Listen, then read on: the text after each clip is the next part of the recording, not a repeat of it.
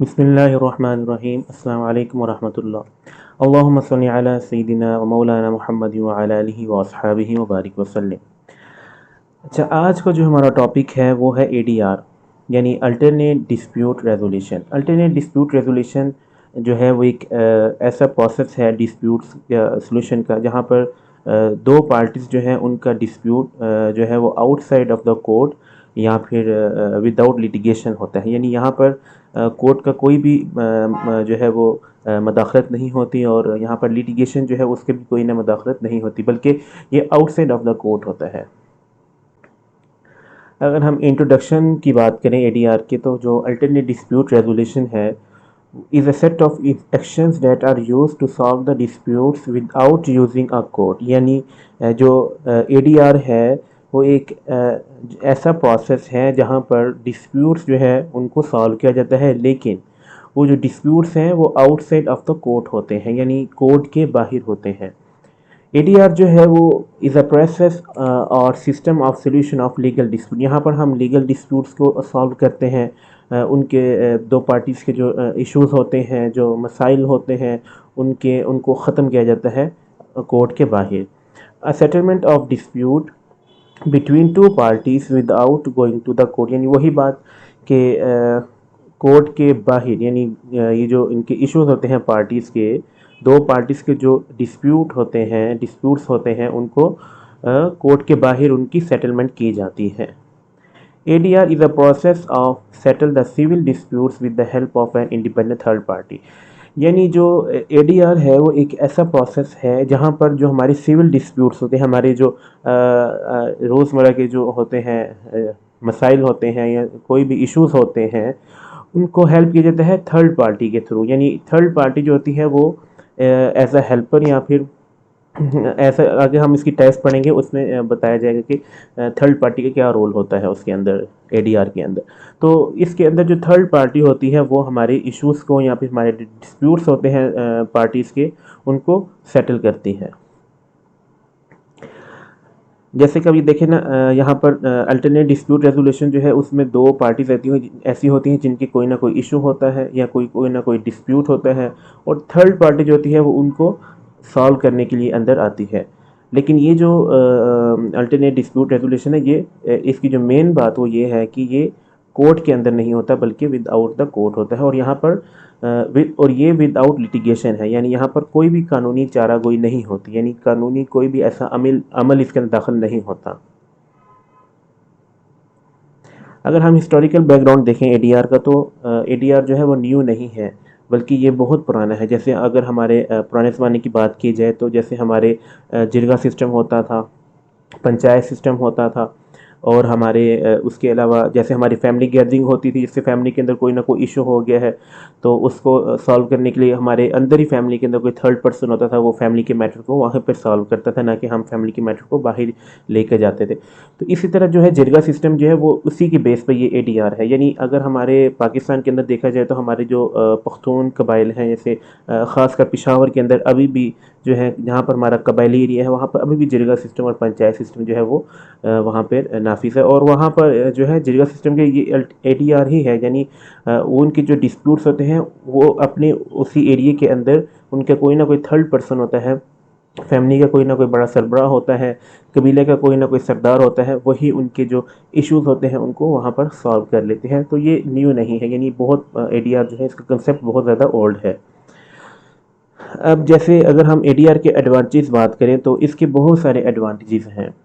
सबसे पहला अगर हम देखें तो नो बर्डन ऑन कोर्ट्स। जो इसका अगर हम देखें तो हमारे, क्योंकि ऑलरेडी पाकिस्तान के अंदर जो कोर्ट्स हैं उन पर काफ़ी ज़्यादा बर्डन है, बहुत ज़्यादा जो है वो जो है हमारे इश्यूज़ हैं, डिस्प्यूट्स हैं, जिनकी केसेस अभी भी पेंडिंग पर पड़े हुए हैं। तो इसका एक फ़ायदा ये है एडीआर के कि जो हमारे डिस्प्यूट्स हैं वो आउट ऑफ द कोर्ट्स होंगी, तो कोर्ट पर बर्डन जो है वो कम होगा, क्योंकि कोर्ट से बाहर बाहर उनसे उनका सोल्यूशन किया जा सकेगा। दूसरा इसका जो है वो ये है कि इन एक्सपेंसिव, यानी यहाँ पर अगर हम देखें कोर्ट के अंदर तो बहुत ज़्यादा फीसिस होती हैं, बहुत ज़्यादा कोई ऐसे पेपर्स होते हैं, बहुत ज़्यादा मतलब कि आपका एक्सपेंडिचर काफ़ी ज़्यादा लग जाता है, आपका किराया, आपका ट्रांसपोर्ट का बहुत कुछ लग जाता है। तो ये जो एडीआर है ये उसकी निस्बत बहुत ज़्यादा जो है वो इनएक्सपेंसिव होता है। इसी तरह स्पीडी है, बहुत ज़्यादा जो है जल्दी काम करता है, जबकि हमारा कोर सिस्टम जो है उसमें काफ़ी जो है वो टाइम लग जाता है, तारीख पे जो है वो मिलती रहती है, डेट पे डेट मिलती है। तो ये जो एडीआर है ये स्पीडी होता है, यानी जल्दी इसमें काम होता है। इसी तरह इसमें चीप है, प्राइवेसी है, विदाउट लिटिगेशन, यानी जो है कोई भी इसमें जो है हमारा कानूनी चारा कोई नहीं होता। जैसे कि अगर हम कोर्ट में जाएं तो वहाँ पर कानून को फॉलो करना पड़ता है, तो उसमें काफ़ी टाइम लग जाता है। जबकि जो एडीआर है ये विदाउट लिटिगेशन, यहाँ पर हमारा कानूनी अमल दरामद नहीं होता। प्राइवेसी जो है वो इसमें मेंटेन रहती है। हमारा अगर फैमिली कोई मैटर है तो एडीआर जो है वो हमारे प्राइवेसी को मेंटेन रखता है, यानी हमारा फैमिली इशू बाहर नहीं जाता, बल्कि घर के अंदर चार दीवारी के अंदर ही उसको सेटल किया जाता है।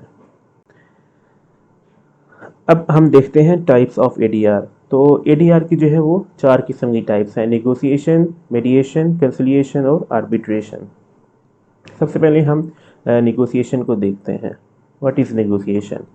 अ process of settlement of dispute. सबसे पहला तो है जो कि ये एक ऐसा प्रोसेस है जो कि डिस्प्यूट्स को सॉल्व करता है, जो कि डिस्प्यूट्स के सेटल के लिए एक उसकी काइंड है एडीआर की, जिसके अंदर हम देखते हैं कि जो पार्टीज होती हैं वो डायरेक्टली नेगोशिएट करती हैं।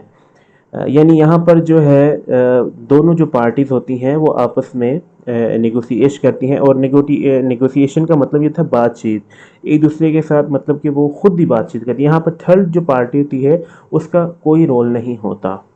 यानी नेगोशिएशन के अंदर हमारी जो दो पार्टीज़ हैं जिनका कोई ना कोई डिस्प्यूट है वो आपस में ही कोई ना कोई मामला तय कर लेती हैं, और थर्ड पार्टी का इन्वॉल्वमेंट नहीं होती। Negotiation occur in business, government branches and in everyday life. अच्छा, अगर हम मीडिएशन की बात करें तो control by the parties themselves. यहाँ पर जो मीडिएशन है, यहाँ पर जो है जो दो पार्टी जिनका कोई ना कोई डिस्प्यूट होता है वो अपना खुद जो है एक जो डिस्प्यूट है उसको सॉल्व करने के एक थर्ड पर्सन को है उसको करती है, उसको बनाती हैं। थर्ड पर्सन जो है वो जो इसमें अंदर इन्वॉल्व होता है उसको हम मीडिएटर कहते हैं। यानी जो मीडिएशन के अंदर अगर कोई तीसरा बंदा डिस्प्यूट को हल करने के लिए आया है दो पार्टियों के दरमियान, तो उस तीसरे बंदे को हम क्या कहेंगे, उसको हम मेडिएटर कहेंगे। वो एज अ मेडिएटर वहाँ पर काम कर रहा होता है। Third person act as a facilitator in helping two party to settle their disputes. अच्छा, जो मेडिएशन के अंदर क्या है कि जो थर्ड पर्सन है यानी जो मेडिएटर है वो क्या करता है, वो सिर्फ एक फैसिलिटेटर के तौर पर काम करता है, यानी एक हेल्प के तौर पर काम करता है, एज ए हेल्पर वो वर्क करता है। ना कि वहाँ पर कोई ना कोई अपनी राय थोपता है या अपना डिसीजन देता है या अपनी राय पेश करता है, ऐसा कुछ भी नहीं है। यानी वो अपनी कोई भी अपना वो ओपिनियन नहीं देता थर्ड पर्सन, बल्कि जो दो पार्टीज होती हैं वो अपना ओपिनियंस, अपनी बातचीत खुद करती हैं। Mediator makes no decision, only acting as a guide. जैसे मैंने आपको बताया कि जो थर्ड पर्सन है वो सिर्फ एज अ गाइड के तौर पर काम करता है। हेल्पिंग इन प्रॉपर्टी डिस्प्यूट्स, ठीक है, ये इसकी यानी कि हमारे जो प्रॉपर्टी मसाइल्स होते हैं उसके अंदर ये ज़्यादा हेल्प के काम पे तौर पर हेल्प के तौर पे हमारी ये मदद करता है। कंसिलिएशन। कंसिलिएशन जो है ये जो एडीआर की तीसरी टाइप है, इसके अंदर हम देखते हैं कि जो थर्ड पर्सन होता है वो इन्वॉल्व होता है, लेकिन जो थर्ड पर्सन होता है उसको हम क्या कहते हैं, उसको हम कहते हैं कंसिलिएटर। यानी जो थर्ड पर्सन है वो एज अ कंसिलिएटर काम करता है। Parties can choose the timing, place and language. अच्छा, जो इसका एक बेनिफिट ये है कि जो पार्टीज होती हैं वो अपना टाइम, अपना प्लेस, अपनी लैंग्वेज अपनी खुद मर्जी के तौर पर वो चूज़ कर सकती हैं।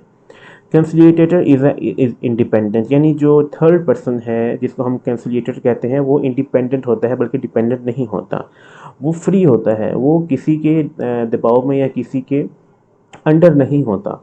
Parties are free to agree to resolve their disputes. Parties जो होती हैं जिनका कोई ना कोई डिस्प्यूट है वो फ्री होती हैं कि वो अपने जो डिस्प्यूट है उसको रिजॉल्व करें, जो भी करें। वन और मोर कंसिलिएटर और appointed by the parties themselves. अच्छा, यहाँ पर एक ये है कि जो पार्टीज़ हैं, डिस्प्यूटेड पार्टीज़ हैं, वो अपनी मर्ज़ी से एक या ज़्यादा कंसिलिएटर को अपॉइंट कर सकती हैं। Conciliator act as a neutral third party, और जैसे मैंने बताया इंडिपेंडेंट है, न्यूट्रल है, उसका कोई ना कोई वहाँ पर किसी से कोई रिलेशन नहीं होता, बल्कि एज अ इंडिपेंडेंट के तौर पर वो अपना काम जो है उसको संजाम देता है। To help find a solution of dispute, और जो थर्ड पर्सन है वो जो डिस्प्यूट है उसको उसका सोल्यूशन फाइंड करने में मदद करता है। अब हम जो इसकी चौथी काइंड है एडीआर की, आर्बिट्रेशन, उस पे हम आते हैं। तो आर्बिट्रेशन जो है उसके अंदर जो थर्ड पार्टी इन्वॉल्व होती है, यानी एज अ थर्ड पर्सन जो होता है वो आर्बिट्रेटर कहलाता है। यानी आर्बिट्रेशन के अंदर जो तीसरा बंदा होता है इन्वॉल्व होता है, यानी हमने देखा कि जो नेगोशिएशन था उसमें थर्ड पर्सन इन्वॉल्व नहीं होता, जबकि मेडिएशन के अंदर, कंसिलिएशन के अंदर और आर्बिट्रेशन के तीनों के अंदर थर्ड पर्सन इन्वॉल्व होता है। लेकिन अब जैसे आर्बिट्रेशन के अंदर तीसरा बंदा जो है उसको हम एज आर्बिट्रेटर काम लेते हैं। अपॉइंटेड थ्रू द पार्टीज, ये जो पार्टीज होती हैं डिस्प्यूटेड, वही इनको अपॉइंट करती हैं। A technique for resolution of disputes outside the court, जैसे कि जब मैंने आपको बताया कि ये जो है आउटसाइड ऑफ द कोर्ट यहाँ एडीआर में काम किया जाता है, यानी कोर्ट के अंदर नहीं काम होता। His decision is binding and enforceable, यानी जो थर्ड पार्टी है, आर्बिट्रेटर है, जो उसका डिसीजन होगा वो जो पार्टीज हैं उन पर बाइंड करेगा, उन पर बाइंडिंग और इन्फोर्सेबल, यानी वो उसको पाबंद होंगी उस डिसीजन को मानने के लिए। आर्बिट्रेटर इज़ फास्टर, यानी जल्दी काम करता है, चीपर है और फ्लेक्सिबल है। अब एडीआर हम पाकिस्तान में देखें तो पाकिस्तान के अंदर एडीआर जो है, जिसमें आपको बताया हमारे भी यहाँ पर पंचायत सिस्टम है और जो है जिरगा सिस्टम है। तो पाकिस्तान के अंदर एडीआर जो है अब बहुत ज़्यादा काम कर रहा है। पाकिस्तान के अंदर अगर हम देखें तो हमारी कोर्ट के ऊपर बहुत ज़्यादा केसेस हैं, बर्डन है। तो उसकी सेटलमेंट के लिए जो केसेस हैं उनको रिजॉल्व करने के लिए, उनको फुलफ़िल करने के लिए हमारा एडीआर जो है बहुत ज़्यादा यहाँ पे वर्क करता है। और जो है पाकिस्तान में भी जो एडीआर है उसकी यही चार किस्म है, यानी ज़्यादातर हमारे जो है वो आर्बिट्रेशन का जो है उस पर काम किया जाता है। तो मुझे उम्मीद है कि आपको हमारा आज का जो लेक्चर है वो अच्छे से समझ आई होगी, और अगर आपको कोई क्वेश्चन हो तो वो आप नीचे कमेंट बॉक्स में पूछ सकते हैं। Thank you very much.